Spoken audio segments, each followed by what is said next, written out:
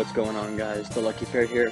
Today I'm going to be playing some Cats and Soup and hopefully showing you guys some of the techniques that I do in my gameplay to make sure that I'm constantly progressing, alright? We can't slow down any progression whatsoever when it comes to Cats and Soup. It's a very competitive game, and if I'm not constantly progressing, I will lose sight of what's important.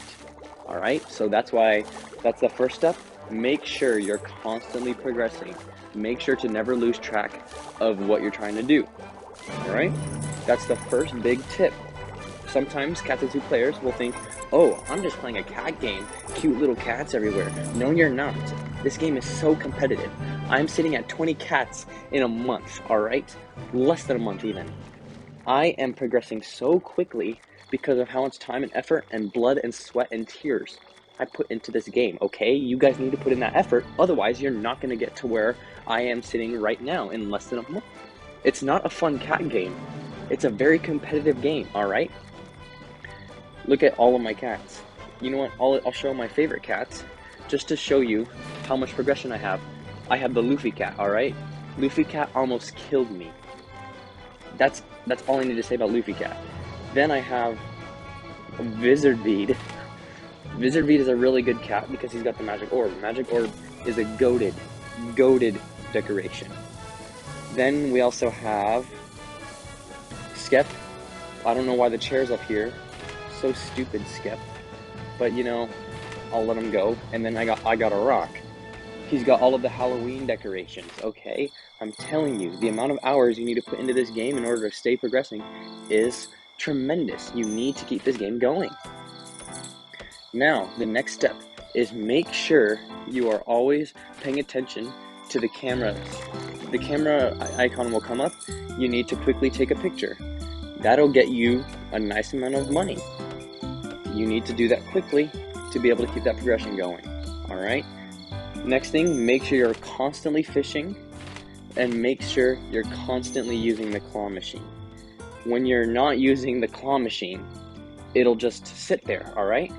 And you always need to get something out of the claw machine. Otherwise, you won't be reaping any benefits. You waste a spot and you won't be able to get any gems. So that's why you need to practice your claw machine skills and always get something every single time you go in the claw machine. Another thing is make sure you're always watching the ads for the 10% to make soup. Alright, the blessed soup for 10 minutes. It's very, very detrimental that you do that because it makes the price of everything much better and you progress quicker. I'm telling you, these are the ways to progress. I always go by the recommendation when it comes to the soup, and I always go for the recommendation when it comes to upgrading my facilities. Alright? Make sure that your cats are constantly working and you save the ad sloth for the big ones. And I think the big ones are usually popping this sucker or popping the times 2.